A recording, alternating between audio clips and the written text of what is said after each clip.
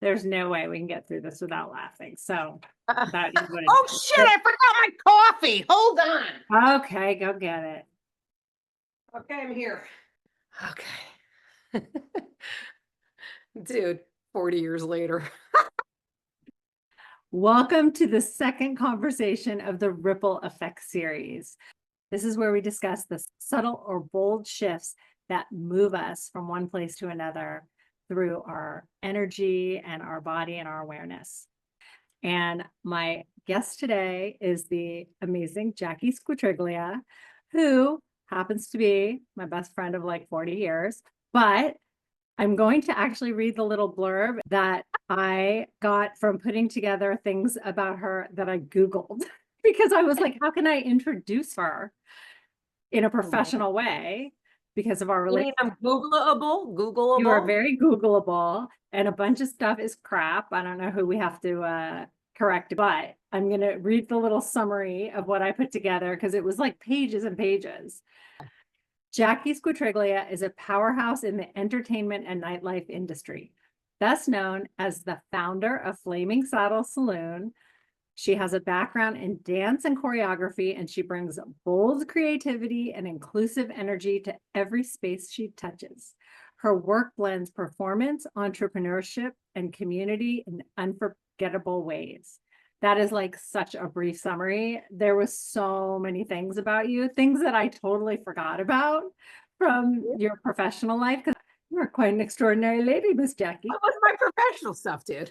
Like it, Professional. it just talked about the reality shows Oh and yeah. stuff like that. And I was like, oh yeah, I forgot about that. Like I know it, but I forget it because it's That not. was good. What you said was good. Yeah, no, I know. That was good. That was my summary. That was my Very nice. summary. That was very nice. Nicely put. Nice done. Nicely Yeah, done. you'll take that, right? I'll give it to you. You can use it as your bio. Write that shit. I'm gonna put it on the website. Okay, perfect. So Jacqui and I have known each other, dude. It's actually and noted that we will probably slip into calling each other dude because we have done that for Should you ever. explain that, or should I call you Denise? No, you can call me Denise, and then if it slips up, then I will have explained that. Okay. Okay. So I'll say. So we have known each other. It literally has been 40 years because I was 19 and I will be 59 this year. So we met 40 years ago, but we've known each other for such a long time. And this is a really unique conversation because I have seen the ripples. I've been part of so many of the ripples. So I am going to ask these questions as if I don't know a lot of the answers, but also I think it'll be interesting and we'll get some insights into things that you might not have thought about before. Okay. So for people who don't know you and are not familiar with your story, or for people who just know you as the Flaming Saddle lady, let me just say she's not just the founder and the owner. She's also, if you've ever been to Flaming Saddles and they have these fabulous dances, she's the choreographer because Jacqui started as a dancer. So let's just talk about how you ended up in the bar business after going to school to be a dancer. Like a lot of people in the entertainment world end up doing something temporarily in the restaurant and bar field, but that's not their ultimate goal. And I don't think it was your ultimate goal when you were in college either. So let's just talk about how that started and how Okay. you ended up where you are. All right. Well, it started because it was a means to pay for my dance lessons. So, dancing all my life, when I was in high school, I needed a job. So, I took a job to pay for my, first of all, I taught dance, which paid for some of my lessons. But then as I got a little older, I needed more money than that. So, I needed something to pay for my lessons and for spending money. So, I started bartending at 17. So, I was dancing and bartending. And then when I went to college, I needed a job. So I was a dance major and I danced all the time there. And I also bartended. And then I got a dance scholarship out of college and moved to the city. And of course, I was dancing then and then bartending at night. And then I put the two together, dancing and bartending, still not even wanting to be in the bar business. But I created dance for the bar top, choreography for the bar top. And that stuck. On and on it went, dancing, bartending, owning bars, choreography, choreographing, owning bars, choreography. So that's how that happened. But there were little things that happened that created this. It wasn't like one day you were like, oh, what if I put my bartending and my dancing together? I was working at a bar where people just freestyle danced on the bar. And I was a great bartender. I had a fun time bartending. But you know, I just didn't want to be in the bar business for the rest of my life until one day I decided to do choreographed dances for the bar top.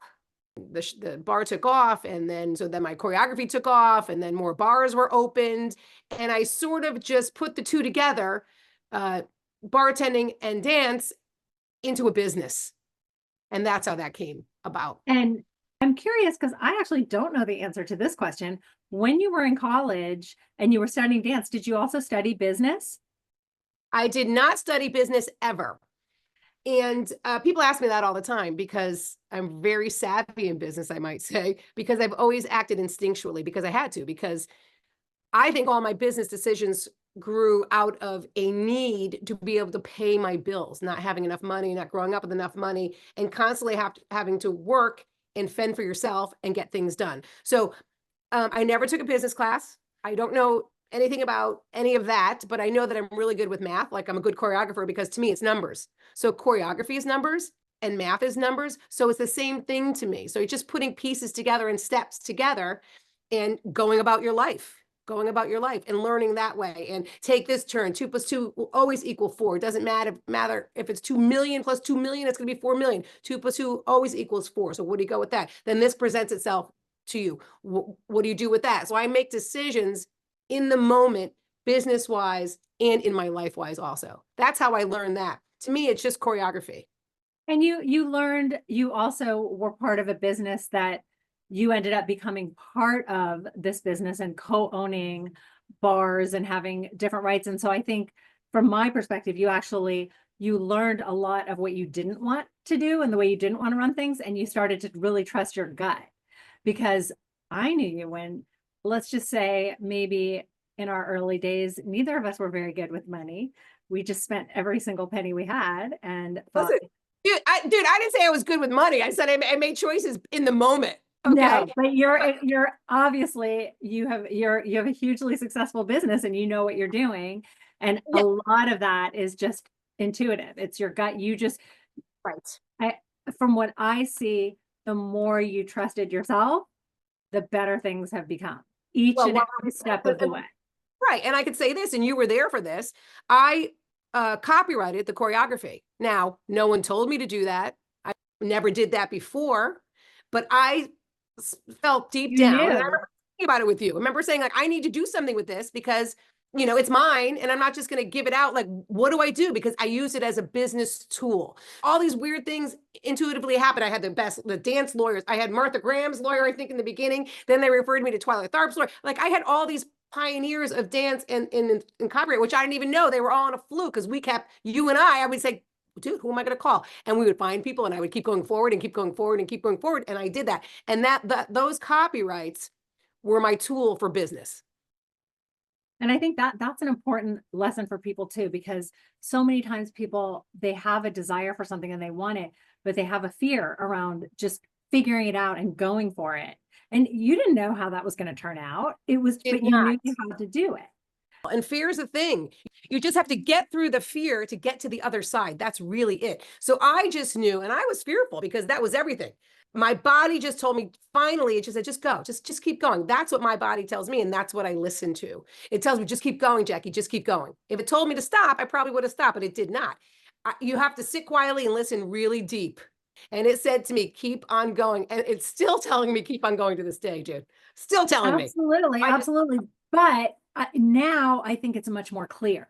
Then I don't think you could have identified it like that. You just did. So as we grow, as we get older, looking back, we can see how these things happen. Right. I The mean, and road. how, like, we can look back and see, which actually that's what I want to ask you next is when you made that decision, there was something going on. I mean, I know because I was there, the technicalities of it, but when you decided to just start your own company, your own bar with Flaming Saddles, do you remember How did that come to you? Can you recall just the energy around it? I want to know about the idea. Well, the idea, yeah, the idea was years before I opened Flaming Saddles, boys used to come up to me and say, dude, and you remember this, Jacqui, when are you going to choreograph from us? For us, you got to choreograph for us. We want to dance your dances. We want to get on the bar with your dances and things like that. So 10 years, 15 years before I opened Flaming Saddles, I had the idea. And I saw it so clearly as the years went on. I just couldn't do it because I was so busy doing other things. I had this clear vision of boys dancing, my dances, and they were the superstars of this bar. And I knew I wanted to build a bar around boys and their dancing so that they would be the show. Like instead of going to a show, you go to a bar, you see them dance and they jump down and then they serve you their drink. So that's how the idea was way before I opened it, but I kept sharpening it and sharpening it and sharpening it until I saw exactly what I wanted to open. So I did it. And I remember this so clearly, and you didn't know how you were going to do it. You just did it. You just did I didn't know how I was going to do it fiscally. I didn't know how I was going to break apart from the company I was a part of. I didn't know, there's a lot of fear in that stuff, going out on your own, doing everything 100% yourself, like finding the funding, taking a risk. A bar in New York City, most of them do not make it. And I really just stayed true to what I thought. And I didn't listen to, everyone gave me so much advice. I didn't really listen to anyone's advice. I sort of just, again, went instinctually and did what I thought would be great. The kind of bar that I wanted to go to. And I stuck to that. I really did stick to that. And a lot of people told me I wasn't going to make it. You can't open a country bar in Manhattan. No one wants to see the boys dance, the same dance, 100, yada. They have to take their shirts off. Everybody told me something different. The boys have their shirts on. You can't have a jukebox in a gay bar. You have to have a DJ. We have a jukebox still to this day, 14 years later. Every single thing that I was told I did not accept. I just kept to what it is that I wanted to do. I mean, that's part of what makes it so successful. And it wasn't all ups, and there were things in between. And you learn, as we all do, from mistakes. You had experience running a bar, so you knew how to do that. And you tried different things in between. So I just want people to know that it's not all roses. Like, things always happen, and we learn from the failures, from the mistakes in all areas of life. But what I want you to focus in on is when you made that decision, okay, I'm doing this in spite of what everyone says. And can you pinpoint a place in your body where you actually felt a feeling, a sensation, something that you can remember and that you have had since, when you're on the right track? Like, now that you are so tuned in to your body. Yes. When I finally made the decision to do it and just committed to doing it, because you have to make a decision, then you have to commit to it. Because I certainly believe, and I know you, when you commit to something, you do it 100%. So what I felt, and to this day, when I'm doing things like I'm working on a bunch of projects now, and when I know something is going the right way, I feel a calmness across my chest. It is a calmness and a clearness, as if my body peels away to show my heart. I can't explain it. It's almost like I got the chills now. It peels away and the energy of my heart just comes out, because that's how I feel. And I still feel this every time I walk into Flaming Saddles, dude. And you know that, because I always say, oh my God, I love this bar so much, because I created it from my heart. I love it. So that feeling is literally like a peeling back and a heart energy coming forward. That's how I feel. And I didn't know what that was before. It kind of felt like a little bit of panic, and it was a little bit of panic because my heart skips a beat, blah, blah, blah, but it somehow calms down and opens up. That's the best way I can say it now. I know that because I'm working on so many projects now. And when I say no to something, it's because that's not happening. That's great. That's amazing. And it definitely takes growth and experience and really tuning into your body, which I know you have an incredible daily practice. You meditate, Listen, I meditate, I sit quietly now. I mean, it's taken years though to have the practice I have now, but I had to go through the years of it to get where I am now. And I think that's what people need to realize. No matter where you are, you can start. The practice can start at any time, anywhere, right? I mean, it really can. You just have to be consistent about it, whether it's a second a day, 10 minutes a day, whatever it is, and just keep trying and trying and trying. I think we told everybody too that I'm 60 now. So it took me 60 years to get where I am mentally, So that feeling is a feeling I've always had. maybe it didn't last long, but now I can grab onto it and open it. And that takes a lifetime. It takes a lifetime. And there's also something about being this age, being at this stage in our lives where we take more ownership of who we are, and this is who we are. And if you don't like it, then sorry, Yes. that's not my problem. That's your problem. You're right. And as women, especially in our generation, you weren't able to do that. You weren't able to do that all the time. And I grew up in an Italian household, not saying I love being Italian, but my father was the boss. So I'm in a business, a bar business where men are the boss and continually have been the boss. Even to this day, when people come in the bar and they don't know me or anything about the bar, they ask to speak to the owner, right to me, because they expect it to be a man.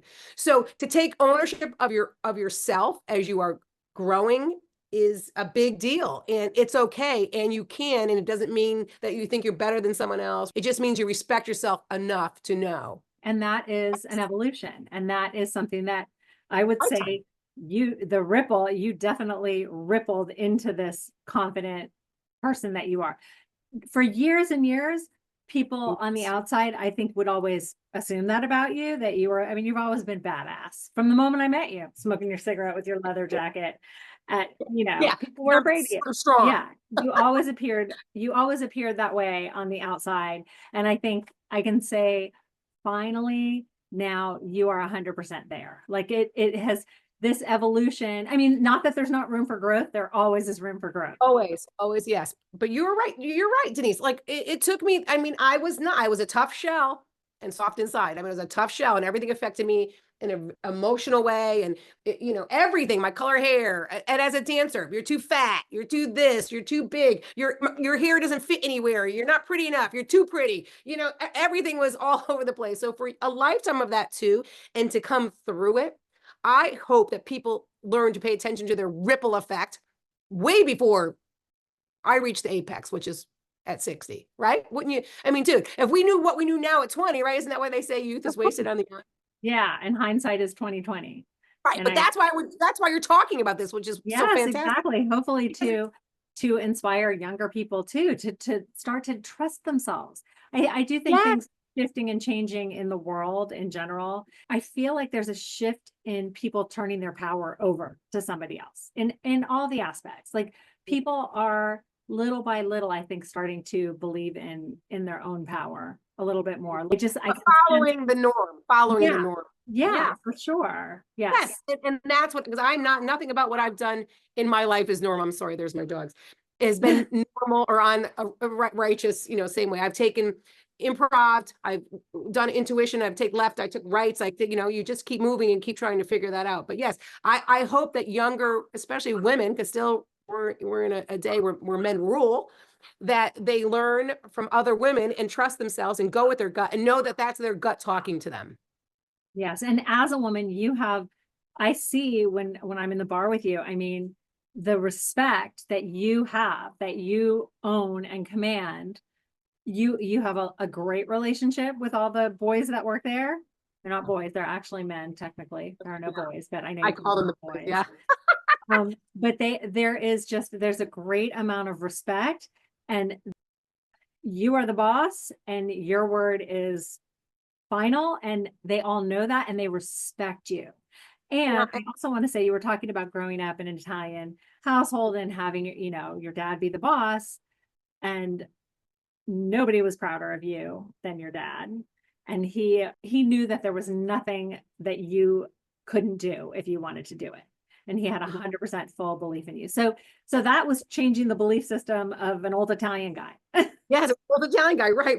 And another thing is, there's a lot of fear involved with doing things that you're not comfortable with, and trusting that the fear sometimes is excitement. So there's different feelings that you can try and decode in your own body. And another thing I realized, you're talking about the respect of my staff, is I rule with an ironclad fist, but I give them respect. Like what I say goes, but I will listen, and I also respect my staff. And I think that sometimes people in charge miss that fact. So because I have been on the other side, and when people don't listen to you, so you have to listen to get respect, and respect to get respect. And I think that's very important to feel, because when you just feel like you're yelling at people or talking or bossing them or being their superior and you're not getting anything back from them like that, you're sort of floating around.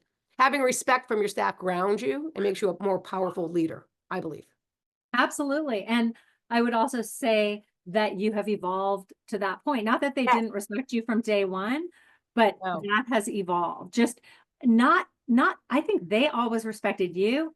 What I see is the evolution of you owning that and Mhm. just respecting yourself so much and trusting that when you say something, this is the way it goes, because not just because I'm the boss and I said so, but because I trust myself implicitly.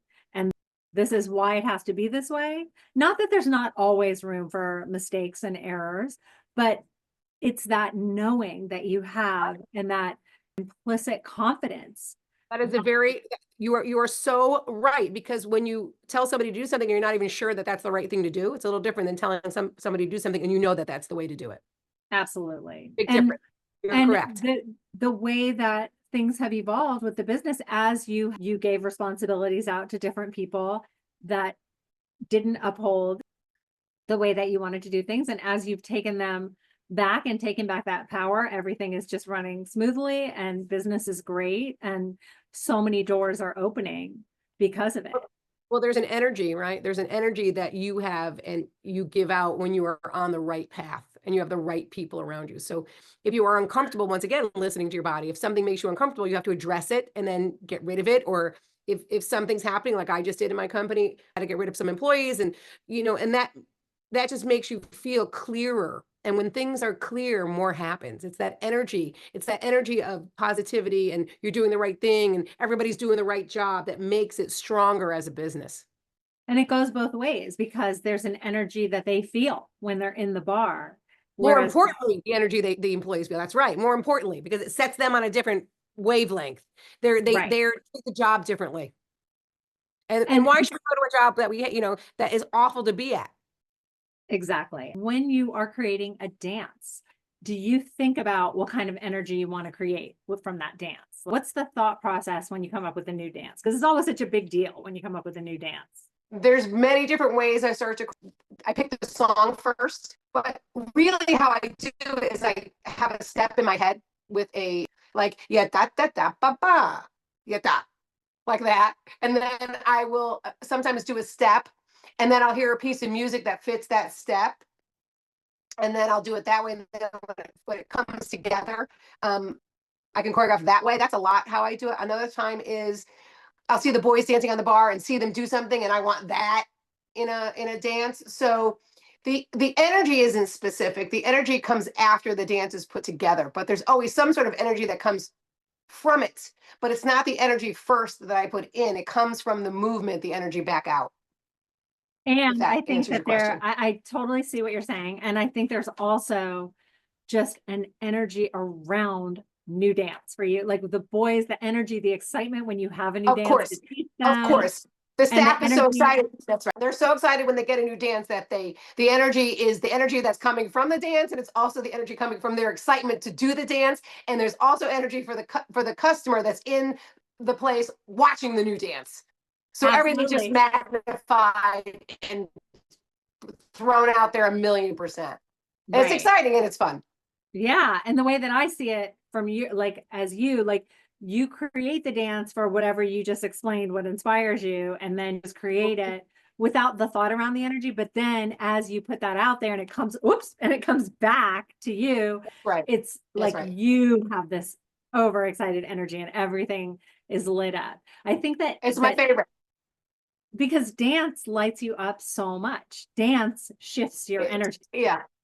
It does. It does. And when I see them doing the dance, I get so excited. I can't even contain myself. I get excited every time. Like even when I'm walking there on a random thing and they're up there dancing, I get so excited. Like it's so exciting to me. It's so crazy. I just It's love it so not. much. I love I it. get so excited when I see it and I get so proud. I get so proud Oh, of you yeah, when I dude. when Thanks. I see a new dance or even an old dance, just watching them dance. Like it's just, That's it. And when I see new customers that come in and they're always like, what is going on here? Because you can't help, whether you know it's an energy or not, you can't help but feel something when you're watching it. So when I see people come in and say, what is going on in this place? Like new people, and they're just staring like, what is happening in here? I'm always laughing because I'm like, they're not used to getting this kind of energy, like at them all the time. They have to open their arms and accept it. And I always say, isn't it great? And they don't even know who I am. I'm like, it's just fun. Isn't it fun? They was like, yeah, it's so fun. Like, it just, you just have to go with it when you're in there. That's the beautiful part about it. that energy is the reason the bar is successful. It's not because there are cute boys dancing on a bar. It's because of the energy that all of this brings together, because everything is energy. Everything is energy, and those boys put out energy, and they're in the same energy. Everything just happens. Everything just swirls, and it's you can feel it. Anybody can feel it. They may not know what it is, but everybody can feel it. Right. It's an amazing thing, and it's been an amazing thing to watch. And thank you. Thank you. Another thing about the energy, I have been with you when you haven't been in the bar for a while. I mean, you're always running the bar from afar. You're not always physically at the bar, but I know you're always on top of things. But I have been with you when you haven't been there for a while and you walk in and you know right away. And I can feel it too, because I'm a big energy sensor, but I watch it come over you like, what's wrong? Something's wrong. Somebody's doing something wrong. There's something going on here that should be going on. What's going on? And like, I have seen that. Do you notice that? Like, I know that it happens, but do you think about that? Like, I have seen it happen. I'm wondering if you actually notice that you do that. I don't know if I am looking for that as much as it just comes organically, and I feel it. And then Oh when you no, feel that, I don't you can't I ignore don't think you're looking for it. Oh, I'm just wondering if you're aware of how visceral it is. yeah, I am aware of how visceral the energy is. Yes, energy. When I feel it like that, yes, I'm aware of the power of it because it affects your body. It's a powerful feeling on one's own body, right? I And mean, it that really that was my next question. yeah, Where do you feel it in your body? Like if you could yeah. pinpoint it. I feel it. I feel everything right here. Mostly feel everything right here now at this age. I feel everything right here. So when it comes at me, I feel it unpleasant, and then it will go through the rest of my body. It sort of comes in through here and then dissipates. And it's kind The of like energy. just based on the fact that you were saying how when things are good, everything is open. When you walk into that space and something's not right, do you feel like a closed feeling? I just feel like it's going the opposite way. The energy's not coming out and happy. It's going in and it's uncomfortable. It's like Okay. reverse. It's totally reversed. It's a Right. reverse. And I never even really thought about that till right now. That's what I was getting at. It's So I yeah. wonder if next time that happens, if you're going to be like, oh yeah, this is Yeah, what we were talking we're like, about. this is what we talked about. But really is the truth, because when things are happy and you're going along and things are positive, everything for me comes out. But when I walk in there and something's off, it's almost like the bar itself is closing in on me through my chest. Right. Or the Okay. people and the energy and all the energy, the way that actually, you know what, that comes anywhere. I feel like an energy that's off comes in It's not just the at bar. We me. know that. It's anything. I Right. mean, But the bar is so evident. Yeah.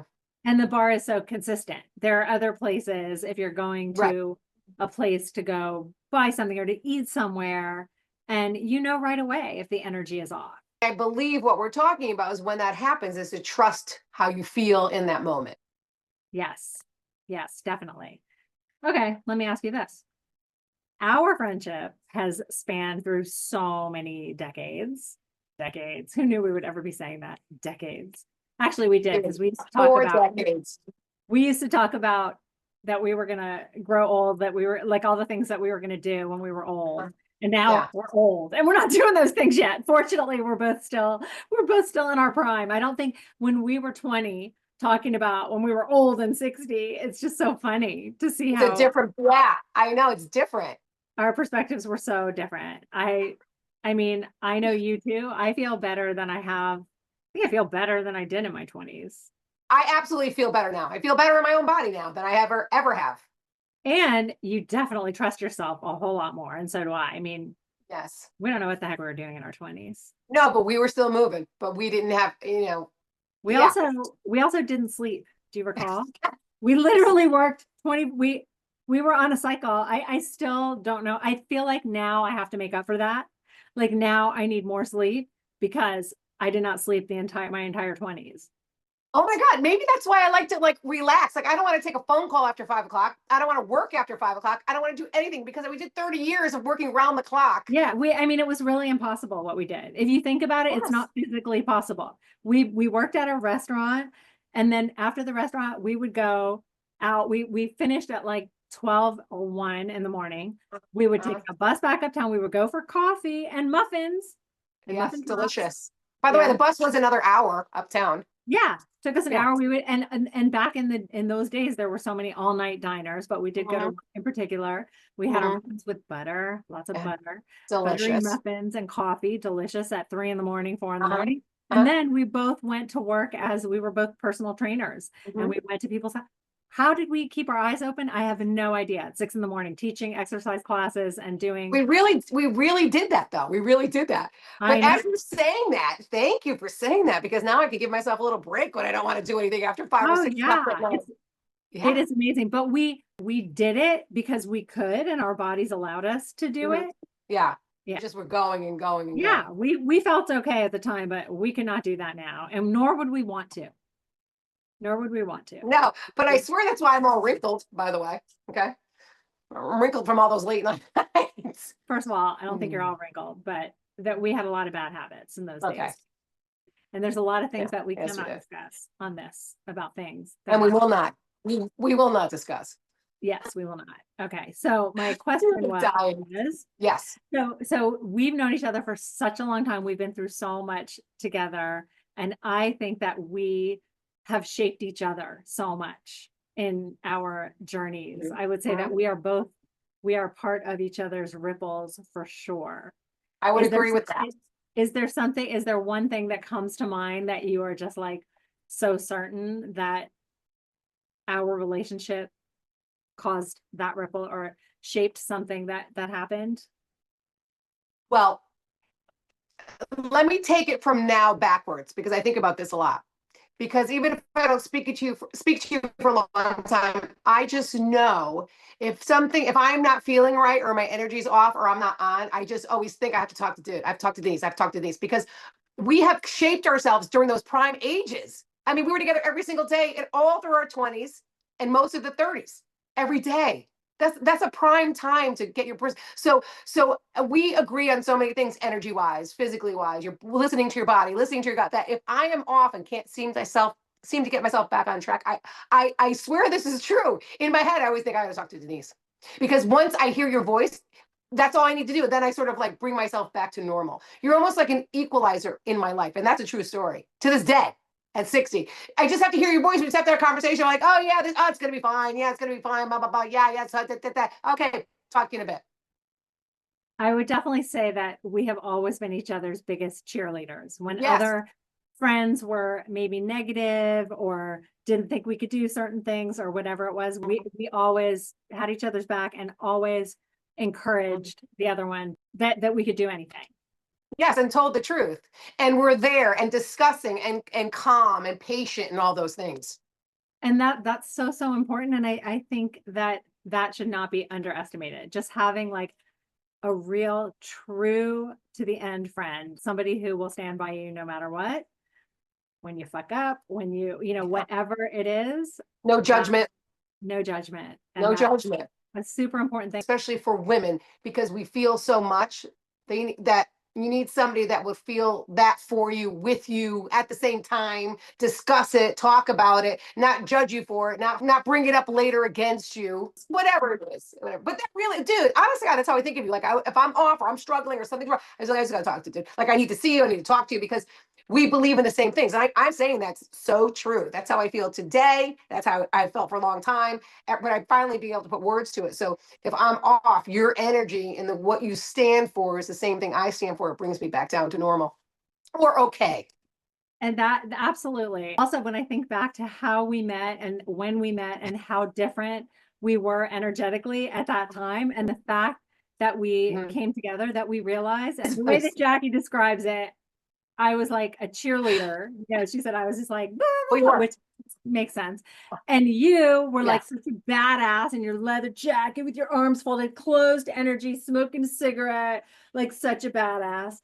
And I think it was a conversation about fitness, about teaching exercise. And you're like, yeah, I do that. Whatever it was. I Smoking. don't remember the exact thing, but then we started talking and we realized that on the surface, we looked so different. Like we just Yeah. appeared. I mean, not look different because through the years, everyone always thought we were sisters, but Yeah. we had such different energies. But once we crossed through that barrier, we had the same core values. You know, the other thing that I just wanted to add then, obviously, is such a big part of my life. Jacqui was in the delivery room with me when both of my kids were born. And I'll times. never forget what you said. Yeah, twice. She went through that twice. After the first one, after Jonah was born, which was a very long time of labor, and it all turned out great. But after that, going through that whole thing and being there from beginning to end, because you were so not the type, like that would not be something that you would want to do. Go be Never. somebody. No. I would want to do that. You would never want to do that. Yeah. But you said that being part of that took away any fear that you had around that. Like the whole thing was scary to you, but just being part of that, you were like, something just shifted. I remember you saying that, like something just totally shifted. And well, dude, because it was something I never wanted to. I don't have any kids. I don't know. I didn't think I wouldn't have any, but I just don't have any. And so, but I was always so fearful of all of that. So going through that got rid of the fear because I was actually standing in the room. I mean, literally holding my leg. I did hold her leg up there. And I remember saying, dude, come closer. Like we were whispering, I was whispering into your ear stuff. Like, I can't believe this is happening. Like, what is happening? I mean, at one point I was scratching at the door to get out and you said, get over here. I like held your leg up. Oh my God, but I think about that now. But I have no fear of that. The fear was gone. The fear was gone. That's true. I had a lot of fear for that. And then what I remember saying is, I understand why you wanted a friend in here because you need someone that you could talk to like that, like whispering in my ear, saying stuff that you don't want everybody else is in the room to hear. So I think that that's what really stopped the fear for me because I was there with you and it's just like we're having a conversation, you're having a baby. The craziest thing. Holding your leg. Yes. That's wild. It's a wild ride. Yes. So crazy. Dude. And this was really difficult to think of things because you know me so well, but I'm going to give you 2 lies and a truth, and you have to tell me which one is true. So I had to really think outside of the box here because you know so much about me. Oh my God. All right, go. So the first thing is I can recite every single word to the movie Dirty Dancing in its entirety from beginning to end. That's number 1. Number 2 is I once went on a silent retreat, but I woke up in the morning, I completely forgot that I was supposed to be silent, and I very nicely was asked to leave because I talked. And then the third thing is I got an entire subway car of strangers to play charades. You have to tell me which one of those things is true. Dude, I would think all 3 are true with you. I know, that's why they're good. Only one is true? Yeah. I think the silent retreat is true. Dude, if I went on a silent retreat. Dirty Dancing is true. No, it's not true. I probably could say most of the lines to Dirty Dancing, but I don't think I could recite the whole thing from. All right, so it's the yeah. Charades? I got a whole subway car of people to play charades. Yes, it was quite hilarious. Okay, I didn't know that. Doesn't make me a bad friend, but I didn't know. Definitely doesn't. These were very crazy questions. Dude, I thought you would do all 3 of those things. I know you. That's what makes this game so good. Dude, I don't like this game. I don't like it at all, but that's okay. Okay. So you got a whole car of strangers to do charade. Well, yeah, I would think, yes, you could do that. Yeah, any 3 of those things you would do. Yes. I love it. All right, dude. I think we have talked enough on this conversation. Okay. All right, dude. Well, you know, I'm here. I've been here for 40 years. I'm still here. I know. I know. I love you, dude. I love you too.